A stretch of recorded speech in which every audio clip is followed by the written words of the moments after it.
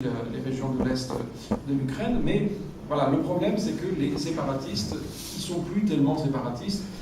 La différence peut-être entre la Géorgie et l'Ukraine, c'est que les deux régions qui se sont rebellées contre le gouvernement central et avaient déjà des statuts autonomes à l'époque soviétique. C'est-à-dire que ça avait permis, les structures politiques au sein du Parti communiste étaient déjà formées. Vous savez tous ce que c'était que l'ethnofédéralisme soviétique, c'est-à-dire que vous avez des républiques autonomes ou des régions autonomes où se créent, et ces régions sont autonomes uniquement parce qu'il existe une nation titulaire différente de l'autre nation qui est dominante au niveau républicain.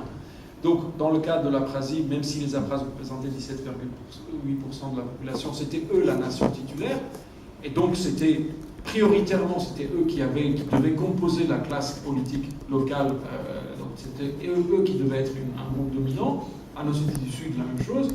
Donc, déjà à l'époque soviétique, c'était créer des structures. C'était créer des structures politiques qui avaient, à l'époque soviétique, déjà tissé des liens directs avec Moscou.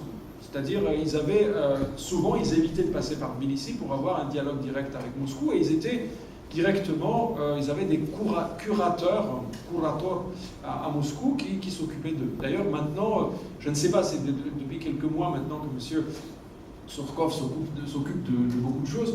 Il y a quelques années, quand M. Surkov, même pas il y a 2 ans, quand M. Surkov est tombé un petit peu en disgrâce, il était devenu curateur de l'Abkhazie et des Osséties du Sud. Curateur des